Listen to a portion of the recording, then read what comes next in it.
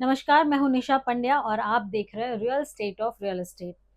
घर लेना हो या दुकान लेनी हो, फार्म हाउस लेना हो या कोई आपकी जमीन हो जो बेचनी हो, कई बार आपको लगता होगा कि आपको लीगल एडवाइजर की जरूरत है। आज हम इसी पे चर्चा करेंगे। आज हमारे साथ मुंबई हाई कोर्ट के वकील हरेंद्र राजगौर हमारे साथ जुड़ गए हैं। हरेंद्र जी, स्वागत है आपका real state of real estate में। Thank you. नमस्कार निशा जी। जैसे हम जानते हैं कि अगर कोई भी प्रॉपर्टी लेना बेचना हो तो कई बार हमें लगता है कि हमें लीगल एडवाइस की जरूरत है। क्या सही में किसी लॉयर की सलाह की जरूरत पड़ती है? बेशक अब हम देखने जाएँ तो आजकल प्रॉपर्टी के दाम इतने बढ़े हुए हैं, जब कोई भी हम इतनी वैल्यूएबल चीज़ लेना चाहते हैं, बार-बार तो कोई ले नहीं पाता। हम्म। तो जब हम ये प्रॉपर्टी शब्द आता है, तो लोगों के दिल में ऐसा है कि इतना सब पैसा लगेगा, इतना सारा हम लोग को इन्वेस्टमेंट करना पड़ेगा। तो उस बारे में जब हम सोचते हैं कि नहीं, एक अच्छे लॉयर की ज़रूरत तब पड़ती है जब उस प्रॉपर्टी लेने के वक़्त उसकी कोई ड्यू डिलिजेंस है प्रॉपर्टी में, या कुछ उसमें खामी जो है, हम्म। वो एक एक अच्छा लॉयर ही जो प्रॉपर्टी में डील करता हो उसको समझ सकता है और उसके बारे में द्वारा सलाह सूचन कर सकता है। हम्म। तो इसीलिए एक कभी भी प्रॉपर्टी जब हम लेने जाते हैं तो एक अच्छे लॉयर की बेशक ज़रूर होती है इस चीज़ में। अच्छा, तो क्या नई प्रॉपर्टी अगर लेनी हो तो ही जरूरत पड़ती है या रीसेल प्रॉपर्टी लेनी हो तो भी लीगल एडवाइस की जरूरत होती है? देखिए, हम ऐसा नहीं कह सकते कि नई के लिए ज़रूरत है और पुराने के लिए ज़रूरत नहीं है, दोनों के लिए इतनी अहमियत रखता है। जब हम प्रॉपर्टी नई ले या फिर पुरानी ले, लेकिन दोनों में देखा जाए तो फ़र्क ज़्यादा कुछ है नहीं। उसके हम्म। अंदर जब हम प्रॉपर्टी नई लेने जाते हैं, तो नई प्रॉपर्टी में भी काफ़ी सारे जो एस्पेक्ट्स आते हैं कि उसका टाइटल वेरिफिकेशन करना, या फिर वो किस गुणवत्ता की है प्रॉपर्टी है, उसके अंदर कोई भार या कोई हम्म। कर वगैरह कुछ चार्जेस वगैरह कुछ नहीं लगे हुए हैं, फ्री फ्रॉम ऑल अकम्बेंसेस हम जो बोलते हैं, वो है कि नहीं है। तो ये काफ़ी सारे चीज़ नई प्रॉपर्टी में। वैसे ही हम जब पुरानी प्रॉपर्टी लेने जाते हैं, हम्म। तो पुरानी प्रॉपर्टी भी हम लोग क्या जाँच करते हैं कि भई ये प्रॉपर्टी जिसके पास से हमको आ रही है, तो उसके पास टाइटल उसका खुद का है कि नहीं है, पोज़ीशन खुद होल्डर हो है कि नहीं है। तो ये काफ़ी सारी चीज़ें हमें जाँच-पड़ताल करनी पड़ती है एज़ ए लॉयर, कि भई प्रॉपर्टी जो है वो उसमें जैसे हम लोग जब प्रॉपर्टी की बात करते हैं तो 712 एक्सट्रैक्ट भी जो आता है, हम्म। उसको भी वेरीफ़ाई करना पड़ता है कि भई 712 एक्सट्रैक्ट में किसका नाम चढ़ा हुआ है, एंसेस्ट्रल प्रॉपर्टी है कि नहीं है। वो काफ़ी हम्म। सारी चीज़ें हम जाँच-पड़ताल करते हैं, तब पता चलता है कि ये प्रॉपर्टी लेने लायक है या नहीं है। तो जब हम प्रॉपर्टी जब नई की बात करें या पुरानी या रीसेल की बात करें, तो हर एक चीज़ में एक अच्छे वकील की तब भी ज़रूरत पड़ती है। मतलब मकान हो या फिर जमीन हो, हाँ जी। दोनों में जरूरत पड़ती है। दोनों में क्या ध्यान में रखना पड़ता है?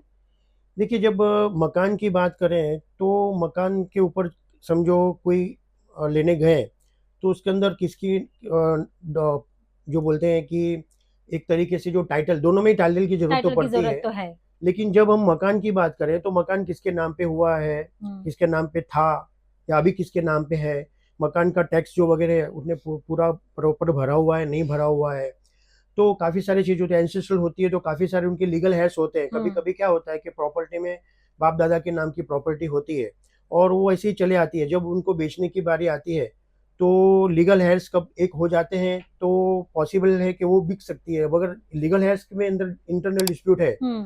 तो ये प्रॉपर्टी बिकनी वेरी डिफ़िकल्ट हो जाती है। उसके लिए काफ़ी सारे एस्पेक्ट्स होते हैं, जैसे समझो आप सक्सेशन सर्टिफ़िकेट ले सकते हो, या तो समझो लीगल हैज़ एक होके बेचना चाहते हैं, तो और भी एक प्रावधान है, जैसे हम लोग रिलीज़ डीड जिसको कहते हैं। तो हम्म। थ्रू रिलीज़ डीड रजिस्टर्ड करके भी हम लोग ये प्रॉपर्टी का डील कर सकते हैं। तो ये मकान की बात हुई, वैसे ही ज़मीन की बात है कि ज़मीन में भी हम जब देखते हैं तो म्यूटेशन एंट्री कौन-सी है, 7/12 एक्सट्रैक्ट है कि नहीं है। हम्म। टाइटल में काफ़ी सारी 2 चीज़ें देखी जाती है कि एक एक तो जो दस्तावेज़ जिसको बोलते हैं, जो एग्रीमेंट जो करार है, वो बंदे के नाम पे है कि नहीं, जिस जो बेच रहे हैं, और साथ में उसके पास पोजीशन है कि नहीं। कभी-कभी क्या होता है, पोजीशन और किसी के पास होता है हम्म। और डॉक्यूमेंट्स दस्तावेज किसी और के नाम पे होते हैं।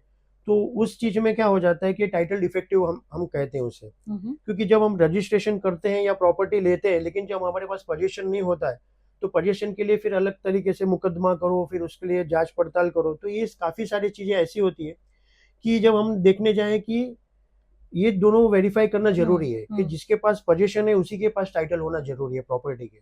मतलब खरीदते वक्त नहीं, बेचते वक्त भी टाइटल क्लियर या फिर लॉयर की सलाह यस, जरूरी है। डेफिनिटली।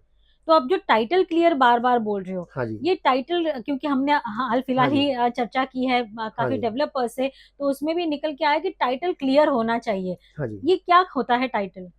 देखिए टाइटल ये चीज़ है कि जब हम प्रॉपर्टी जब जाँच-पड़ताल करते हैं, तो प्रॉपर्टी किसके नाम पे है, प्रॉपर्टी का उसके प्रॉपर टैक्स भरा हुआ है, नहीं हुआ है, हुँ, उसके ऊपर हुँ, रजिस्ट्रेशन जो की थी वो टाइम में जो रजिस्ट्रेशन का फीस जो होती है, हुँ, स्टैम्प ड्यूटी जिसको कहते हैं स्टैम्प ड्यूटी है, रजिस्ट्रेशन फीस भरी प्रॉपर भरी हुई नहीं भरी हुई है। हुँ, उसके जो प्रॉपर्टी की बात करें मकान को छोड़ के, तो उसके अंदर एक म्यूटेशन एंट्री होती है कि ये हुँ, प्रॉपर्टी किसके थ्रू किस तरह से आई। जैसे कि किसी बाप दादा के नाम पे तो वो टाइम उसने रजिस्ट्री करवाई कि ना करवाई है, उसके बाद फिर प्रॉपर्टी किस तरह से ट्रांसफर हुई है, ट्रांसफर ऑफ प्रॉपर्टीज जिसको बोलते हैं कि वो हुँ, प्रॉपर वे से होनी चाहिए, लीगली होनी चाहिए, हुँ, जिसको हम लोग एक टाइटल का स्वरूप देते हैं। और टाइटल एक दो तरीके से होते हैं, मैंने जैसे आपको पहले समझाया कि सिर्फ एग्रीमेंट जो होता है वही चेक नहीं किया जाता, हुँ। उसके साथ उनके पास पोजीशन है कि नहीं वो भी एक इसमें एक अहमियत रखता है इस चीज के लिए। तो मतलब टाइटल क्लियर होना ज़रूरी है, भले आप घर या कोई ज़मीन लेते हो या बेचते हो। आपको ये सबसे पहले देखना है उस ज़मीन का या उस मकान का टाइटल क्लियर है कि नहीं है, बेशक। बराबर है। तो ये हम यहाँ तक तो पहुँच चुके हैं, लेकिन अगर कोई घर खरीदना हो, तो कौन से ऐसे लीगल डॉक्यूमेंट्स नेसेसरी होंगे जो चेक करवाने पड़ेंगे लॉयर से? जब हम घर की बात करते हैं, आज तो घर भी इतने मुंबई में महंगे हो चुके हैं, हुँ, जब स्पेसिफिकली हम जब मुंबई की बात करें तो घर के लिए जब हम खरीदते हैं तो उसके दो एस्पेक्ट्स होते हैं, या तो रीसेल में खरीदते हैं हुँ, या तो हम लोग डेवलपर से खरीदते हैं। जब हम लोग डेवलपर से खरीदते हैं तो हम मुझे बेसिकली ये चेक करना होता है कि वो जो डेवलपर से हम जो परचेस कर रहे हैं तो डेवलपमेंट राइट्स वो डेवलपर के पास है कि नहीं है हुँ, हुँ, वो प्रॉपर्टी का। दूसरी बात ये है कि जब हम डेवलपर से परचेस करते हैं तो उसकी गुणवत्ता क्या है, बिल्डर का रेपुटेशन क्या है, बिल्डर ने एक आजकल तो हम जब देखते हैं कि रेरा अस्तित्व में आ गया है, तो रेरा रजिस्टर्ड में उनकी जो टाइम फ्रेम होती है पोजीशन देने की, तो वो टाइम फ्रेम क्या है, वो सब हमें चेक करना पड़ता है। तो काफ़ी सारे ऐसे एस्पेक्ट्स हैं जो हम लोग डेवलपर से जब ये परचेस करते हैं प्रॉपर्टी, तो हमें ये देखना चाहिए कि ये जो डेवलपर है, उन्होंने अब तक के जो प्रोजेक्ट कंप्लीट किए हैं, तो ये पूरे गो थ्रू और वायबल हुए हैं, नहीं हुए हैं। काफ़ी सारे ऐसे एस्पेक्ट्स होते हैं, जो खरीदार होते हैं, जिसको ये फ्लैट लेना होता है डेवलपर से, तो ये चीज़ वो जाँच-पड़ताल करने के बाद ही लॉयर किसी अच्छे लॉयर से बाद में ये आगे प्रोसेस करें, हुँ, एक हुँ। अच्छी सलाह दी जाती है। लेकिन कई बार हरिंद्र जी कैसा होता है ना, लोग पैसे बचाने के चक्कर में हाँ जी। लॉयर हायर करना या लॉयर की सजेशन लेना हुँ। मुनासिब नहीं समझते या नहीं लेते हैं। हाँ जी। उनको आप क्या सलाह देंगे? देखिए, कभी-कभी क्या होता है कि हम कहते हैं ना कि शुरू-शुरू में हमको ऐसा लगता है कि लॉयर की फ़ीस महँगी पड़ी। हुँ, लेकिन जब लिटिगेशन खड़ा होता है, जब आपने कोई प्रॉपर्टी परचेज़ कर ली, जिसमें हमको ऐसा लगा कि हमने जाँच-पड़ताल नहीं करवाई किसी लॉयर से, हमने अपने तरीके से ले ली और जब वो प्रॉपर्टी देखते हैं कि उनमें उनको चीटिंग हुई है, कुछ फ्रॉड हुआ है या किसी के नाम पे कुछ प्रॉपर्टी थी, वो कोई बंदा आके क्लेम कर रहा है कि ये तो प्रॉपर्टी मेरी थी, आपने कैसे बेची? तो ऐसे काफ़ी तरह के अलग-अलग जो लिटिगेशन आते हैं, वो लिटिगेशन फिर उनको फिर पछतावा होता है कि जब हम एक अच्छे लॉयर से वो टाइम में हम कोई सजेशन लेते, कि चाहे भले अब थोड़ा महँगा पड़े, लेकिन बाद में जो आने वाले जो तकलीफ़ें हैं, जिस प्रॉपर्टी लेने की वजह से, वो हुँ, तकलीफ़ें से बच जाते हैं। तो मेरी सलाह ऐसी रहेगी कि जब भी आप प्रॉपर्टी परचेज़ करो, काफ़ी आपको लग लग सकता है कि इसके अंदर हमको ज़रा ये महँगी प्रॉपर्टी पड़ रही है या तो प्रॉपर्टी लेने से पहले ही ये सब एडवोकेट्स की फ़ीस देनी पड़ रही है। लेकिन ओवरऑल हम देखने जाएँ तो ये उनकी फ़ीस सस्ती ही पड़ती है। काफ़ी ऐसे केस देखे गए हैं कि हम एडवोकेट की फ़ीस बचाने के लिए हम लोग जब हम कोई कोई एग्रीमेंट करते हैं या करार करते हैं, फिर से पीछे से जो कुछ लिटिगेशन खड़ा होता है, तो उसकी फ़ीस काफ़ी ज़्यादा बढ़ जाती है हुँ, लिटिगेशन की। हुँ। समय भी बढ़ जाता है उसको क्लियर करने में, तो काफ़ी सारे तकलीफ़ें, दिक्कतें आ सकती है। अगर जो मेरी तो सलाह ऐसी है कि कभी भी ऐसी प्रॉपर्टी परचेज़ करो, तो एक बार ज़रूर आप एक किसी अच्छे वकील से सलाह लीजिए, ताकि आप पीछे आने वाले जो लिटिगेशंस हैं प्रॉपर्टी के, उससे आप बच सकते हैं। कह सकते हैं ना, पिछले हमारे जो इंटरव्यूज थे वहां पे भी डेवलपर या कह सकते हैं एडवाइजर्स ने हमें हाँ कहा जी, था कि पैसे बचाने के चक्कर में ना पड़े, हाँ जी, अपने अपने टाइटल क्लियर रखें। और हाँ, कोई भी अग्रीमेंट करने से पहले एक बार अगर आप कानूनी सलाह ले भी ले, तो आपके लिए ही अच्छा जी, रहेगा, बेशक। आप सेफ रहेगा। जी, क्योंकि आप इतनी बड़ी अमाउंट कह सकते हैं पूरे जीवन की हम पूंजी लगा देते हैं घर खरीदने में जी, या जमीन खरीदने में, जी, और वो फिर कहीं लिटिगेशन में आ जाए तो जी, दिक्कत आ जाती है। जी। मुझे बताइए, लिटिगेशन की बात निकली है तो क्या कोई इम्प्लीकेशंस आते हैं डेवलपर से या बिल्डर से घर खरीदते वक्त या कुछ खरीदते वक्त? जब इम्प्लीकेशन की बात आती है, जब हम डेवलपर से पर्टिकुलरली घर खरीदते हैं, तो हमें ये देखना चाहिए कि ये बिल्डर की रेपुटेशन का ध्यान रखना चाहिए। उनके कितने सारे प्रोजेक्ट गो थ्रू हुए हैं, तो वो भी हमें एक नज़रअंदाज नहीं करना चाहिए। उन्होंने अब तक के जो प्रोजेक्ट किए हैं, उसके अंदर कोई ड्यू डिलिजेंस वगैरह या तो फिर कोई लीगल इम्प्लीकेशंस या लीगल फॉर्मेलिटी से वो जूझ रहा है या नहीं, वो भी हमें देखना चाहिए। वो किस तरह की बिल्डिंग बनाता है, उसकी गुणवत्ता क्या है।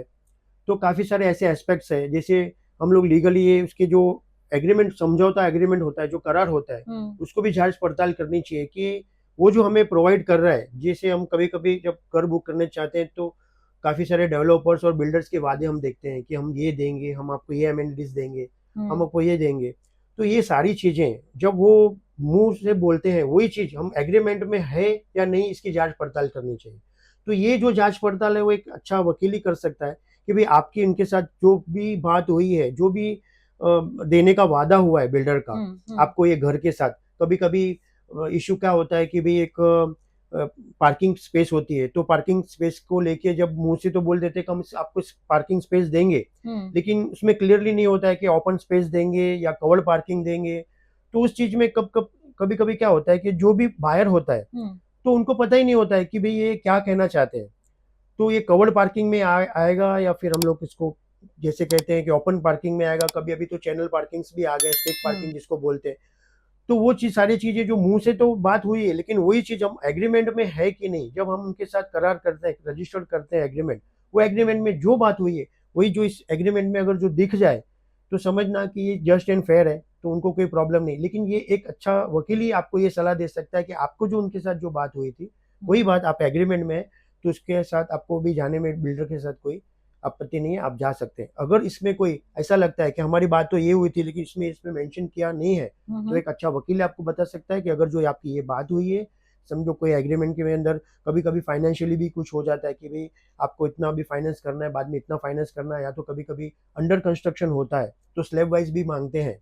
तो वो भी आपको एक जांच पड़ताल करवा लेनी चाहिए अपने वकील से कि भाई हमारी ये फाइनेंशियली कंडीशंस हमारी ये है, तो और बिल्डर ने हमको ऐसा कहा गया है, तो वो चीज इस एग्रीमेंट के बेस पे है कि नहीं है। क्योंकि क्या होता है, कल जब लिटिगेशन होता है, तो एविडेंस के आधार पे ही देखा जाता है कि भाई क्या है, मुंह बोली बात पे कोई भरोसा करता नहीं। तो इस सारी चीज में हमें ये देखना चाहिए, जब बिल्डर के साथ डील करो, तो जो हमारी वर्बली बात हुई, वही वर्बली बात इस एग्रीमेंट में है कि नहीं।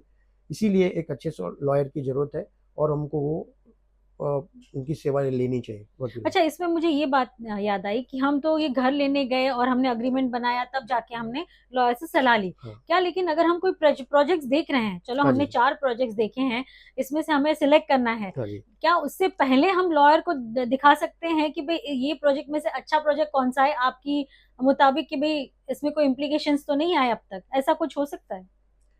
देखिए, जब आप लॉयर के पास जाते हैं, तो पर्टिकुलर डिसाइड करके जाते हैं मुझे यही लेना है। हाँ, मतलब 4 या 2 या 3 प्रोजेक्ट हम लेके जी। गए और पूछना है एग्रीमेंट से पहले ही। हाँ जी। क्या ऐसा होता है आपके पास, ऐसे कोई आए हैं ये कस्टमर? वेरी रेयर, क्योंकि जब कोई भी घर या मकान डेवलपर से लेता है, तो ये पूरा डिसाइड करके आता है कि मुझे यही लेना है। लेकिन उसमें फिर लीगल इम्प्लीकेशंस कुछ है, तो वो बाद में फिर लॉयर के पास आते हैं और पूछते हैं। अगर जो उनमें उनको गड़बड़ी लगी, तो फिर वो फिर उसको ड्रॉप अप करके दूसरा प्रोजेक्ट में जाते हैं। लेकिन ऐसा, मैं अब तक तो हमारे पास ऐसे कोई आए नहीं कि हमारे पास 4 प्रोजेक्ट है और हम किस में लें। तो it is very difficult to decide, even lawyer को भी डिसाइड करना हो, क्योंकि वो लॉयर तो यहाँ बैठे बैठे सिर्फ कागज के बेस पे ही आपको सलाह दे सकता है। लेकिन वहाँ पर जो प्रत्यक्ष आप जिस प्रोजेक्ट पे गए हो और जिस प्रोजेक्ट आप बुक करवाना चाहते हो, तो आपकी चॉइस होती है उसमें। मुझे नहीं लगता है कि कोई एडवोकेट आपको हेल्प कर सके इस चीज में। अच्छा, मेरे दर्शक एक हाँ क्वेश्चन जी। उनको आता होगा कि भाई लॉयर फीस कितनी लेते हैं और उसमें क्या क्या मुझे सर्विसेज प्रोवाइड होते हैं। हाँ तो जी। मैं चाहूंगी कि आप थोड़ा हाईलाइट करें कि ये किस तरह से होता है, क्योंकि सिटी वाइज, राज्य वाइज अलग अलग मॉड्यूल्स होंगे, लेकिन आप कैसे देखते हैं इसको? देखिए, जब फीस की बात आती है, तो पर्सन टू पर्सन और एक्सपीरियंस बेस पे भी काम करते हैं। जैसे हर किसी का प्रोफेशनल का फीस एक फिक्स नहीं होता। अपने तौर तरीके से या अपने तजुर्बे से वो अपने फीस चार्ज करता है। हम्म। तो इसमें तो कहना बहुत मुश्किल है कि नहीं, लेकिन उसमें फिर कौन सी सर्विसेज प्रोवाइड होती हैं, कितनी कितनी सर्विसेज प्रोवाइड होती हैं? जनरली क्या होता है जब हम एक प्रॉपर्टी लेना चाहते हैं, हम्म। जैसे हम लोग तो कभी-कभी डेवलपर की भी तरफ से रहते तो फुल प्रोजेक्ट का हम उनको चार्ज कर देते कि पूरा प्रोजेक्ट का ये चार्ज रहेगा। हम्म। कभी-कभी हम लोग सोसाइटी की जब रीडेवलपमेंट की बात आती है, सोसाइटी रीडेवलपमेंट, तो सोसाइटी भी हमको हायर करती है एज़ ए एडवोकेट। तो उसके लिए अलग चार्ज होते हैं, उनके भी पूरा फेज़ होता है कि रीडेवलपमेंट जब हम लोग डेवलपमेंट राइट्स देते हैं, तो डेवलपमेंट राइट्स देना, उसके साथ पावर ऑफ अटर्नी देना, वो सब डॉक्यूमेंट्स बनते हैं। उसके हम्म। बाद जब सीसी-ओसी आती है, तो अलग-अलग फेज़ पे एक डेवलपर्स का रोल होता है कि भी सीसी आए, उसके बाद क्या है वैकेंट करना, फिर इसके अंदर हम लोग पीएए बोलते हैं, परमानेंट अल्टरनेट अकोमोडेशन एग्रीमेंट जिसको बोलते हैं। हम्म। तो वो भी बनवाना ज़रूरी है बिफोर वैकेटिंग द प्रीमाइसेस। तो हम्म। ये काफ़ी सारे इसमें एस्पेक्ट्स हैं और उसके लिए अलग हम लोग चार्ज करते हैं। काफ़ी सोसाइटियाँ पर्टिकुलर जो चीज़ हम करवाते हैं हमसे, उसी के चार्ज पूछते हैं।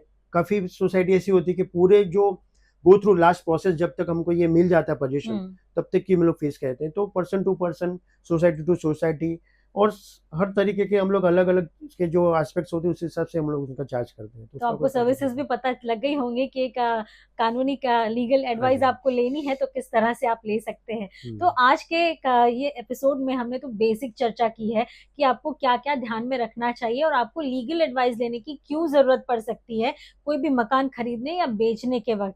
तो हरेंद्र जी, बहुत-बहुत शुक्रिया आज के इस एपिसोड में हमारे साथ चर्चा में जुड़ने के लिए। लेकिन इसी तरह के आगे भी हम और क्वेश्चन लेके आएँगे इस खास चर्चा में। शुक्रिया। Thank you Nisha ji.